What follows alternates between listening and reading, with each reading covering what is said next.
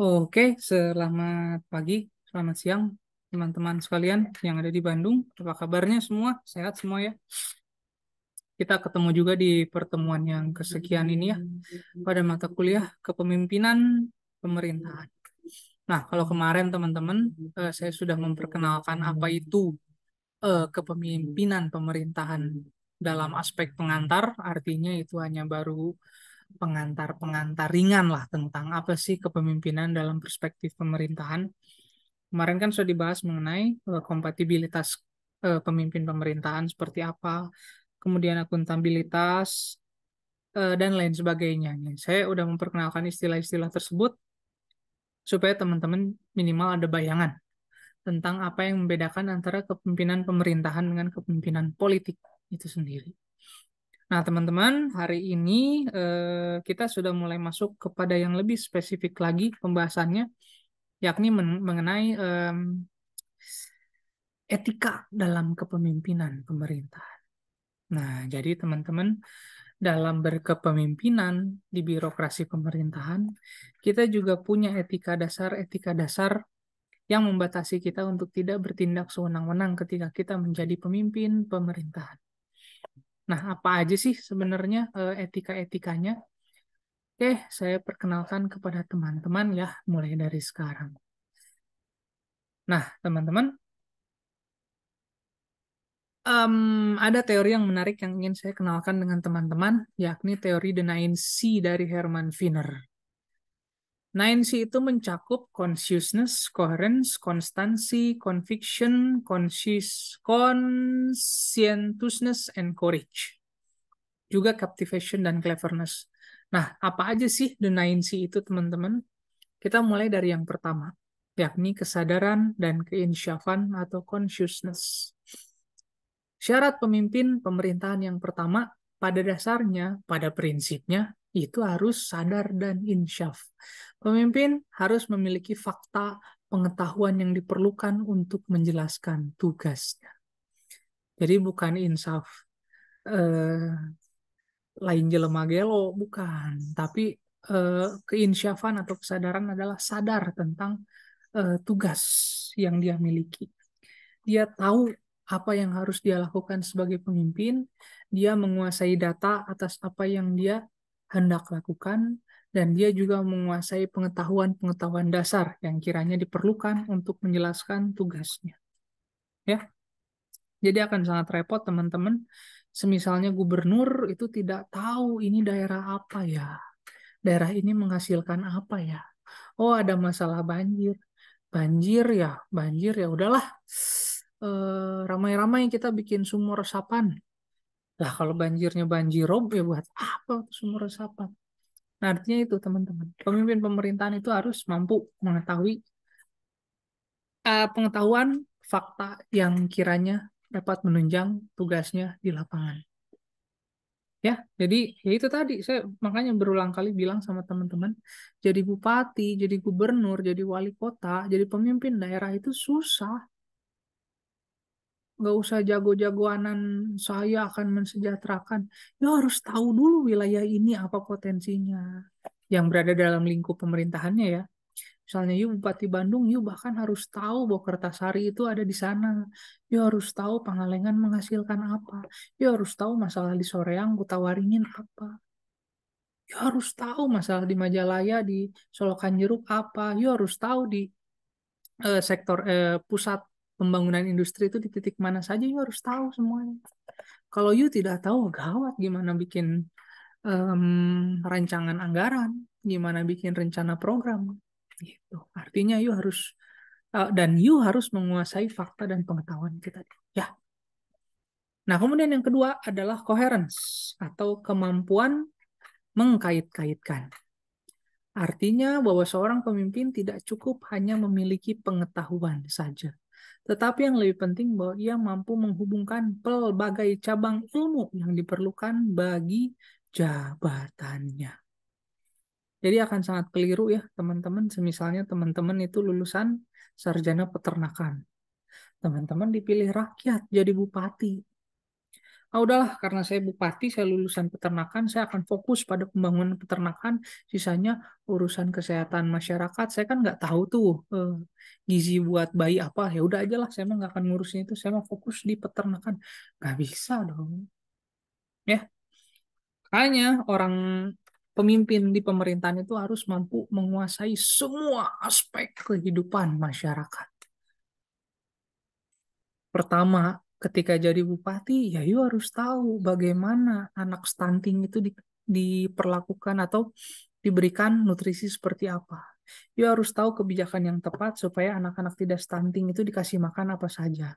Nutrisi dong, ya kan? Ahli gizi dong. You juga harus ketika jadi bupati, you harus tahu bagaimana menangani banjir di titik-titik tertentu yang menjadi langganan banjir. Ilmu apa? Arsitek bisa. Kemudian mitigasi bencana bisa banyak. Atau kemudian you melihat sebagai Bupati Bandung, oh Ciwidey ini penghasil stroberi.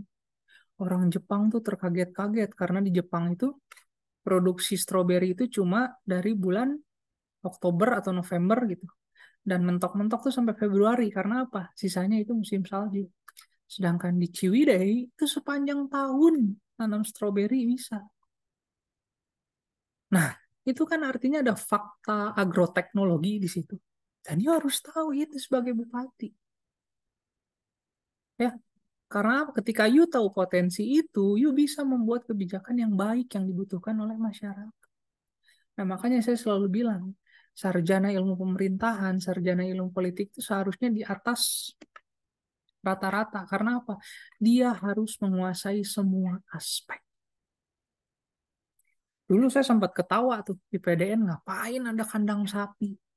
IPDN ngapain ada laboratorium?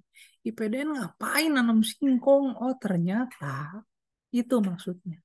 Bahwa pada prinsipnya, luaran dari pemimpin pemerintahan, luaran dari praktisi birokrasi itu harus menguasai segala aspek. Mau itu urusan bagaimana pakan ternak yang baik, mau itu urusan bagaimana menanam singkong yang baik, harus dikuasai. Ya, kalaupun dia nggak belajar secara mendetail, minimal dia mendengar dari petaninya langsung. Pemimpin itu harus mau mendengar, pemimpin itu harus mau belajar kepada rakyat yang sudah lebih dulu tekun di bidang tertentu. Artinya itu teman-teman, pemimpin pemerintahan itu harus mampu mengkait-kaitkan. Repot atau kalau misalnya teman-teman pemimpin hanya fokus di satu bidang ilmu. Jokowi sarjana kehutanan. Jadi presiden dia cuma ngurus hutan di Kalimantan dan di Sumatera. Ya repot. Terus gimana masalah ekonomi, terus gimana masalah SDM, terus gimana masalah lingkungan. Ya Jokowi mau nggak mau harus tahu. Makanya walaupun Jokowi itu sarjana sarjana ilmu kehutanan, dia itu em, banyak bermanuver politik dengan baik. Ya, itu tadi karena dia mampu mengkait-kaitkan. Dia nggak cuma fokus di kehutanannya saja, tapi dia juga belajar tentang bagaimana penanganan ekonomi yang baik, bagaimana manuver politik yang apa ya, yang ala tradisionalis Jawa itu kan learning by doing. Tapi dia mampu mengkait-kaitkan itu semua. Itu yang kedua. Nah, yang ketiga, teman-teman, itu adalah kemantapan atau konstansi, yaitu suatu ketetapan pendirian atau kekukuhan. Nah, biasanya kecenderungan dalam kelompok itu nggak stabil. Tapi dalam keadaan demikian, perlu ada seorang pemimpin yang tenang dalam mengendalikan keadaan. Pemimpin itu harus konsisten, harus mantap, harus konstan dalam mempertontonkan emosi, dalam membuat kebijakan tentunya, dan lain sebagainya. Pada akhirnya pemimpin akan menjadi olok-olok ketika apa yang dia janjikan itu apa ya, dia bantah di beberapa masa kemudian atau tidak dia realisasikan karena banyak reasoning, alasan, dan lain sebagainya. Artinya pemimpin itu harus konstan, harus mantap. Bikin kebijakan jangan setengah-setengah. Jangan baru publikasi kebijakan undang-undang, seminggu kemudian direvisi, dibatalkan. Nah, itu masyarakat juga apa namanya? Males dengarnya. Nah, contoh kemarin-kemarin kan undang-undang tentang syarat cawapres di bawah 40 tahun nggak boleh maju, gitu kan undang-undang pemilu sebelumnya. Kemudian ada dagelan baru bahwa ternyata dilaporkan ke MK. Di MK ternyata sempat tidak disahkan, tapi beberapa hari kemudian disahkan. Orang gimana mau percaya hukum kalau kayak gitu? Ya, itu pertaruhan nama baik MK itu benar-benar dibidding kemarin tuh dipertaruhkan lah kemarin, dan ternyata kan pada akhirnya orang makin pesimis dengan kondisi hukum kita sekarang ya karena itu dipermainkan seperti apa? Seperti dagelan aja pada akhirnya. Nah itu teman-teman, kenapa pemimpin itu perlu memiliki kemantapan dalam membuat sebuah kebijakan. Nah, yang kemudian conviction atau keteguhan itu nyambung sebenarnya sama yang kemantapan tadi. Yaitu suatu ketetapan hati. Pemimpin itu pasti memiliki cita-cita, gambaran, kebijakan, serta prinsip. Ketika sudah diyakini, maka perlu dilaksanakan dengan tekad serta konsistensi. Kalau dari awal, you adalah pemimpin yang dianggap merakyat, you dianggap sebagai pemimpin yang populis, you dianggap sebagai pemimpin yang membela minoritas, sampai akhir, you harus bikin kebijakan-kebijakan tidak populer, mau nggak mau. Jangan pas kampanye, saya ingin mengentaskan permasalahan HAM masa lalu sampai 10 tahun terakhir, tapi kemudian nggak diberesi. Saya akan, apa ya istilahnya, membuat kebijakan yang pro UMKM. TikTok Shop dilarang. Nah, yang kayak gitu-gitu. Kayak gitu-gitu. Keteguhan itu harus dimiliki oleh pemimpin pemerintah. Kemudian ada juga kecermatan atau conscientiousness, yaitu pemimpin itu harus mampu mengambil inisiatif namun hati-hati, serta berani menegur kala bawahan berbuat salah. Nah, kalau dalam monopartai kayak gini sih gampang. Ya, kelihatan bahwa pemimpin itu kuat, pemimpin itu berani menegur bawahan yang berbuat salah. Cuman kalau kondisinya adalah bagi-bagi kue seperti mekanisme koalisi sekarang kalau pencapresan ya repot. Mau negor partai ini sudah mendukung dia ketika pencapresan kemarin. Atau misalnya di tingkat bupati mau negor ormas ini, ormas ini pasang badan ketika dia bikin ulah. Jadinya serba bingung, serba ragu, jadi nggak ditegur, repot. Nggak cermat pemimpin yang seperti itu teman-teman. Ya. Dan pemimpin terus mampu mengambil inisiatif, tapi hati-hati. Yang kemudian, yang berikutnya adalah courage atau keberanian. Yaitu suatu kekuatan moral untuk bertindak. Seorang pemimpin harus berani menolak hal yang berlawanan dengan etika kepemimpinan sebesar apapun kekuatan yang mendesak tersebut. Kayak gampang, Pak. Susah, Pak. Ya memang. Susah banget memang untuk bisa membela kebenaran itu susah. Di Indonesia ini mau jujur, kadang hidup nggak bener. Nggak aman. Nolak, suap, oke, nolak, alhamdulillah hati tenang. Tapi emang ada jaminan pulangnya kita aman. Itu yang serem. Entah bisa ditembak di jalan, entah bisa dipepet lah, atau karirnya, kalau nyawa bukan mainannya, karirnya putus lah. Difitnah yang bukan-bukan lah. Serem. Tapi memang itu konsekuensi sebagai pemimpin yang jujur di negeri yang carut marut.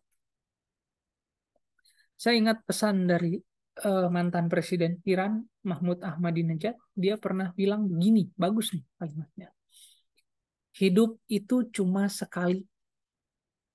Ngapain kita menggadaikan diri kepada ketidakjujuran? Ngerti nggak maksudnya? Nah, maksudnya itu kita hidup cuma sekali. Ngapain kita masuk kepada hal-hal yang tidak jujur, di mana di kehidupan selanjutnya kita akan dipertanggungjawabkan dengan berat. Kalaupun kemudian kita tewas gara-gara kejujuran kita kan syahid. Walaupun kemudian kita karirnya mentok gara-gara kejujuran kita, kan nggak apa-apa. Walaupun kemudian kita apa ya, difitnah yang bukan-bukan karena kejujuran kita, kan yang penting keluarga sekitar yang percaya. Nah, cuman untuk sampai di level itu hanya orang-orang yang selesai dengan urusan dunia sepertinya yang kira-kira bisa melakukan hal seperti itu. Baik kita yang terazia oleh kehidupan dunia kayaknya masih repot untuk berani gitu-gitu. Ya, mau gitu ingat keluarga takut anak diculik. Mau memenjarakan ini takut ini, banyak takutnya. Makanya sebelum kita berkuar-kuar jadi pemimpin yang berani dan jujur, sistemnya dulu sih yang harus kita perbaiki supaya kita bebas untuk berlaku jujur dan adil. Nah, pemimpin dalam aspek etika juga harus punya captivation. Artinya dia memiliki daya pemikat atau gaya yang menarik. Ya, seperti gaya berpidato, penampilan fisik, dan lain sebagainya. Dan terakhir itu adalah cleverness, yaitu pengetahuan prosedur tentang karakter manusia, tentang bernilainya suara. Nah, kita masuk kepada etika dasar dalam organisasi pemerintahan. Ini harus teman-teman ingat ya, kalau nanti teman-teman jadi pemimpin daerah, minimal pemimpin RT juga nggak apa-apa. Minimal teman-teman jadi RT juga, teman-teman minimal harus ingat pesan-pesan ini. Apa yang pertama? Jangan mengambil keputusan terlalu cepat kalau masih ada kesempatan untuk mengkaji masalah dan untuk memperoleh keputusan yang tepat. Kalau bahasa Jawanya itu ojo ke susu, jangan buru-buru.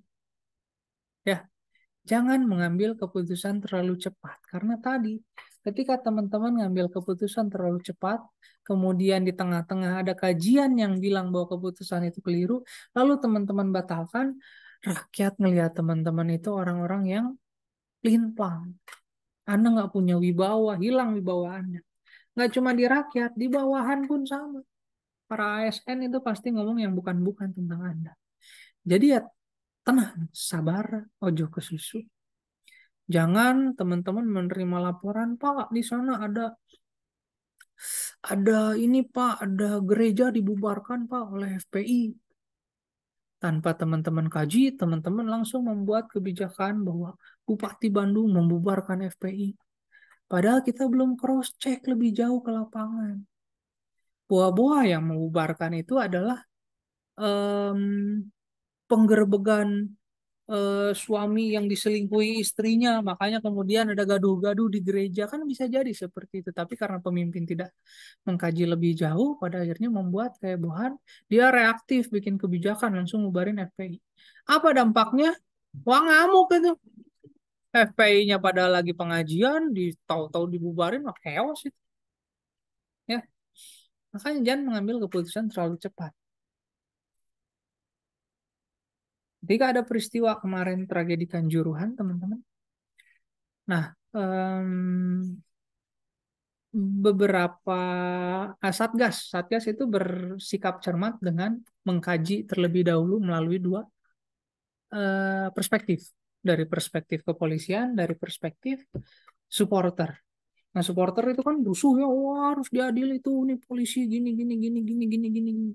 Ya, walaupun pada akhirnya ada statement-statement konyol dari polisi di mana em, itu gas air mata karena angin, pelakunya angin dan lain sebagainya, kan konyol itu. Tapi minimal em, sebagai ketua Satgas, Mahfud itu tidak menjustifikasi bahwa ini salah, ini benar. Yang penting dia bikin laporan, serahkan ke presiden. Urusan ditindaklanjuti atau enggaknya, memang harusnya bingung saya juga. Tapi minimal jangan terburu-buru dalam mengambil keputusan. Ya. Yang kedua, teman-teman, jangan mengambil keputusan mengenai masalah yang ada pada saat itu, namun belum memerlukan keputusan. Ngerti nggak maksudnya? Jangan mengambil keputusan mengenai masalah yang ada pada saat itu, namun belum memerlukan keputusan. Misalnya, ada masalah mengenai apa harga beras yang naik di pasar. Sudah ada kan masalahnya. Tapi ternyata kita punya cadangan beras. Kelangkaan beras. Ada kelangkaan beras, tapi ternyata kita punya cadangan beras di gudang Bulog itu. Kan sebenarnya tinggal dirilis itu cadangan beras, kelangkaan selesai dan lain sebagainya. Tapi karena teman-teman sebagai presiden panik melihat kelangkaan beras, takut dikritisi oleh para kritikus, kemudian Anda langsung nelpon Vietnam, langsung nelpon Jepang, impor dong beras. K1 rusuh, K2 ya belum memerlukan keputusan, tapi Anda sudah buru-buru seperti itu. Ya,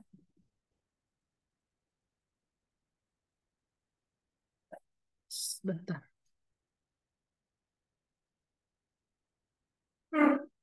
Paket, Mas? Oh, kirain paket sini. Santai aja, Mas. Tak lanjut.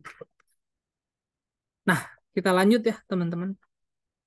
Yang ketiga itu adalah jangan mengambil keputusan apabila nantinya diketahui bahwa keputusan tersebut tidak dapat dilaksanakan.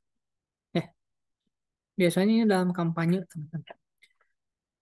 Teman-teman, kampanye bupati, kampanye gubernur, saya ingin membangun apa yang misalnya rumah tanpa DP, tanpa cicilan, gratis untuk semua. Kan itu mau hitung-hitungan ekonomis, itu mau hitung-hitungan politis, itu mau hitung-hitungan sosial kan gak rasional ya teman.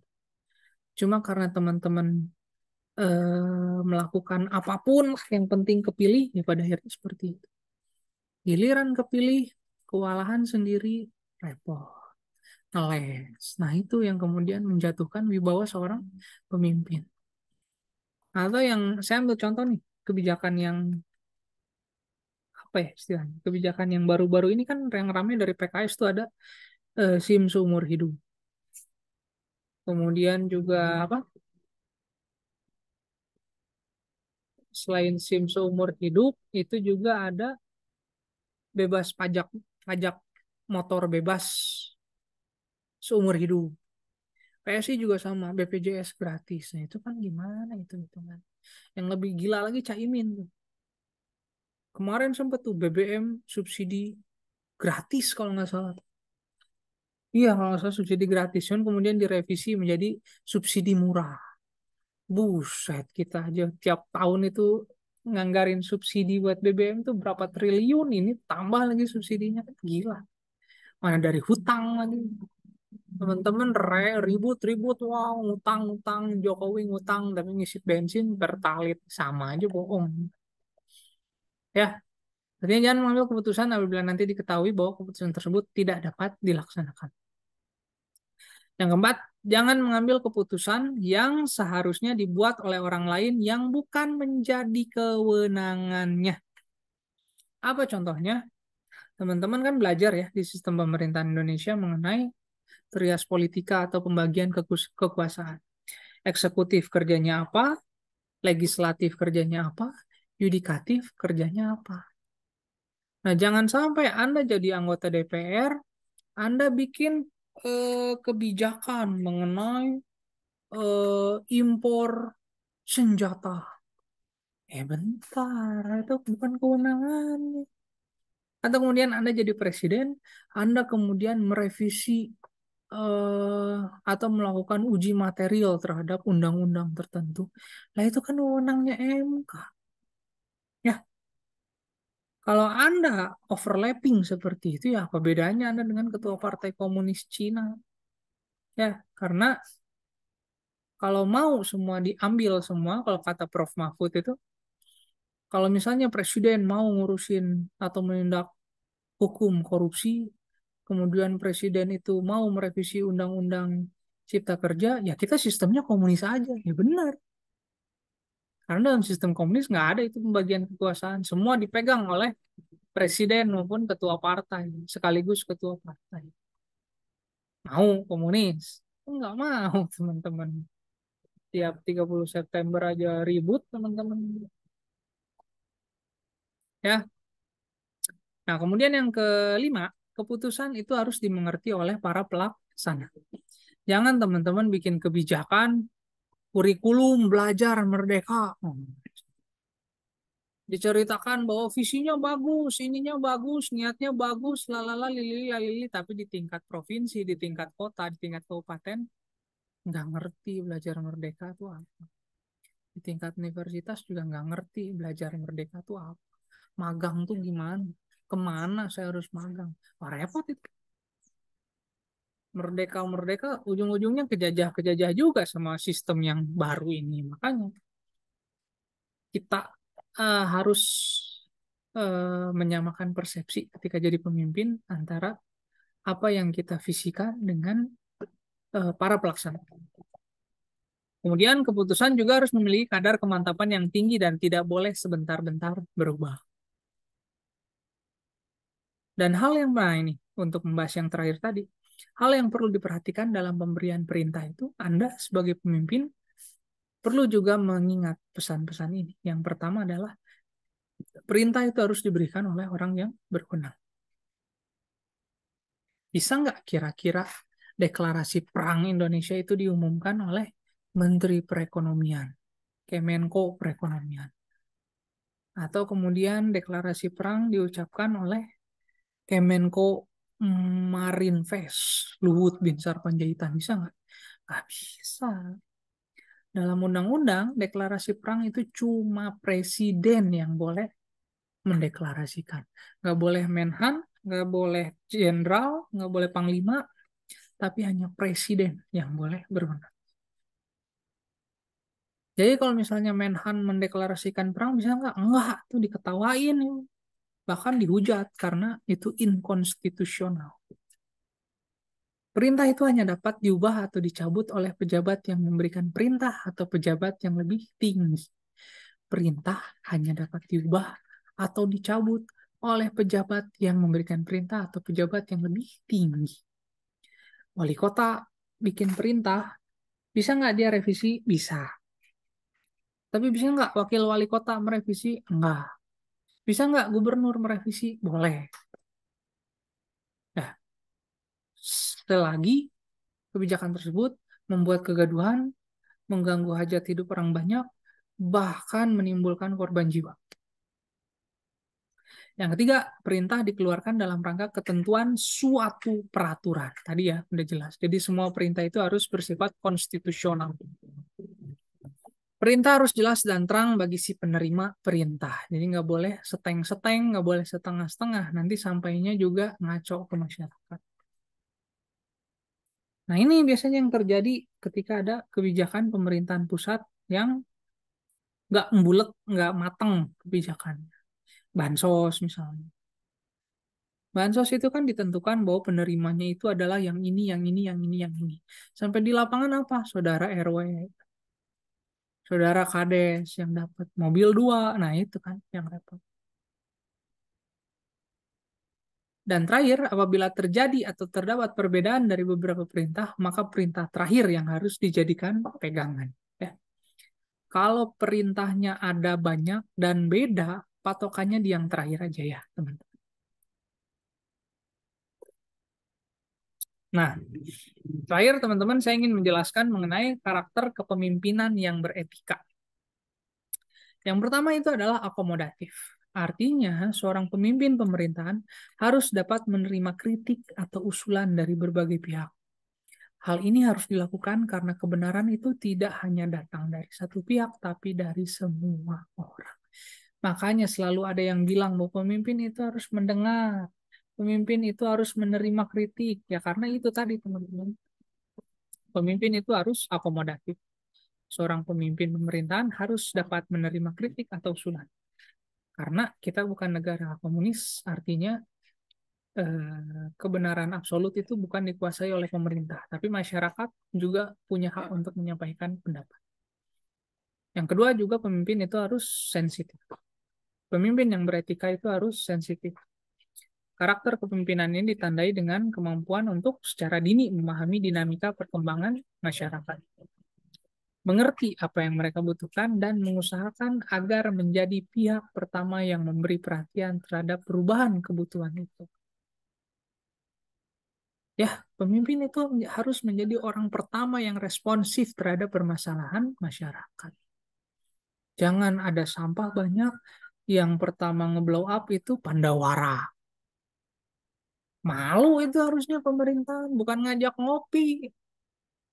Ini kan ada sungai kotor, dibersihin oleh Pandawara, Pandawaranya diajak ngopi. Aneh, harusnya kan malu, harusnya kan sensitif, harusnya responsif. Sebelum Pandawara tahu, harusnya pemerintah dulu, karena itu tugas pemerintah. Ya, terakhir di mana Sukabumi ya itu kalau nggak salah. Malah kadesnya mensomasi Pandawara. Bukannya malu, malah aduh, gitu, makanya kacau, kacau, kacau bangsa ini. Hanya pemerintah juga harus responsif, ditandai dengan aktifnya pemimpin jika berhadapan dengan rakyat. Pemimpin yang beretika juga adalah pemimpin yang proaktif, ditandai dengan sikap antisipasi terhadap kejadian yang akan timbul yang akan merugikan masyarakat. Jadi, pemimpin juga harus bisa melakukan forecasting, harus bisa melakukan peramalan, harus bisa menerka, wah ini kalau misalnya diantep kira-kira ini enggak ya. Jadi nggak tunggu meletus dulu, nggak tunggu viral dulu baru bertindak. Nah, cowok itu namanya.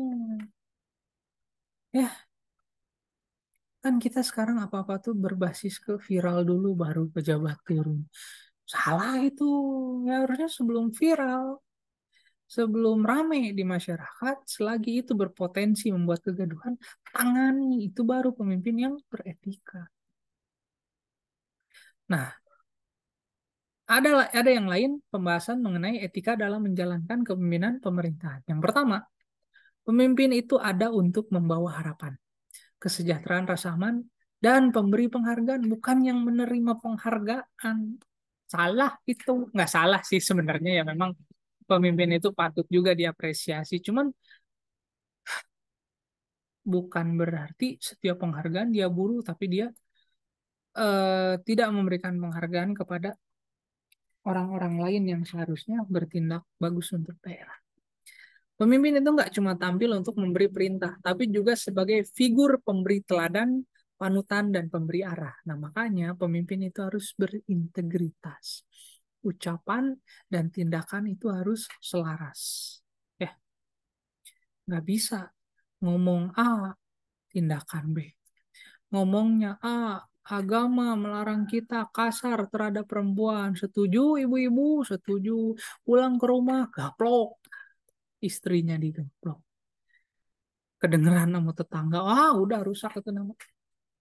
Ya, jadi harus sinkron, harus integritas. Kalau nggak bisa berintegritas, jangan jadi pemimpin. Ya, kalau nggak bisa berintegritas, sebaiknya jangan jadi pemimpin. Saran saya nggak usah jadi pemimpin lah, daripada malu-maluin diri. Kecuali Anda tebal mukanya. Yang ketiga, pemimpin itu karena kedudukannya harus mampu mendorong organisasi dan orang yang dipimpinnya berkembang. Ya dong, karena akan sangat repot jika pemimpinnya pinter sendiri, bawahannya nggak ngerti komputer, you mau ngapain? You mau konsep kayak gimana pun kalau tidak ditumpahkan dalam sebuah ide, dokumen, desain grafis, repot. Makanya Ridwan Kamil tuh pinter sebenarnya. Kenapa pinter? Dia tuh bikin biro khusus, biro admin ketika dia memimpin sebagai gubernur. Dan dia juga merekrut beberapa ahli untuk membantu performa dia. Jadi dia punya ahli sendiri buat bikin slide presentasi. Dia bikin ahli sendiri dalam mengurusi administrasi. Nah, jadi pada akhirnya yang diterima oleh masyarakat tuh matang. Wah, ini disukai nih. Ya walaupun di beberapa aspek banyak juga ya kritikus yang mengkritisi. Tapi yang dikritisi itu lebih kepada personalnya, pundungan dan lain sebagainya. Itu kan di luar kuasa pembantu-pembantunya. Tapi di luar itu, sosial medianya bagus. Kemudian juga marketing politiknya bagus. Kemudian apalagi ya, pencitraan dia sebagai gubernur bagus. Karena apa? Dia punya tim yang padu. Ya, jadi nggak bisa pemimpin itu pinter sendiri, gaya sendiri, sedangkan bawahannya itu tidak cakap. Pemimpin juga harus memiliki kerendahan hati dengan tidak membanggakan prestasi yang berfokus pada dirinya sendiri. Nah, makanya teman-teman nanti kalau jadi pemimpin, tolong kalau misalnya di media massa jangan bilangnya, saya sudah membuat ini. Saya berinovasi gini, gini, gini, gini. Kesian dong ASN teman-teman. Kesian dong bawahan teman-teman. Ya, makanya sebaiknya saran saya ketika teman-teman bukan mensosialisasikan sesuatu, sampaikan dengan mengawali dengan kata kami. Kami berhasil melakukan ini. Jadi ASN itu terangkat, terangkul. Oh, kita sebagai sebuah tim. Gitu. Jadi tidak berfokus pada dirinya sendiri. Pemimpin itu harus berpikir optimis. Tuh. Kalau pesimis mah tuh rakyat juga deg-degan. Nah, pemimpin pemerintahan itu dituntut untuk berpikir dan berbuat melebihi orang-orang yang dipimpinnya. Dan pemimpin pemerintahan harus menyadari bahwa totalitas tugas dan tanggung jawabnya merupakan konsekuensi jabatan dan peran serta untuk menjaga konsistensi dan kontinuitas dalam pelaksanaan tugas. Nah, itu tadi teman-teman yang bisa saya sampaikan terkait etika dalam kepemimpinan pemerintahan. Saya harap materi ini bisa menjadi bekal teman-teman, walaupun cuma sedikit persentasinya, supaya teman-teman kelak ketika menjadi pemimpin pemerintahan, itu bisa menjadi pemimpin yang baik. Ya, kebahagiaan seorang guru itu bukan dia menjadi orang sukses, bukan melihat muridnya jadi orang sukses, tapi melihat muridnya itu sukses dan mengamalkan ilmu-ilmunya. Sukses doang mah, ujung-ujungnya korupsi kan siapa yang tahu, amit-amit nazubillah min dzalik kan. Tapi ketika dia berhasil mengamalkan ilmu-ilmunya dan dia sukses atas ilmu tersebut, wah bahagianya bukan main. Ya, saya harap apapun langkah yang teman-teman tempuh ke depannya, pun halnya ketika teman-teman gak jadi pemimpin pemerintahan, gak masalah. Tapi minimal teman-teman beretika saja. Memperhatikan norma-norma dasar dan norma sosial saja dulu. Beradab saja dulu. Ini saya teman-teman, rezeki mengalir untuk orang-orang yang memiliki adab yang baik. Demikian teman-teman yang bisa saya sampaikan pada perkuliahan kali ini. Semoga jadi ilmu yang bermanfaat. Sehat selalu teman-teman. Terima kasih. Assalamualaikum warahmatullahi wabarakatuh.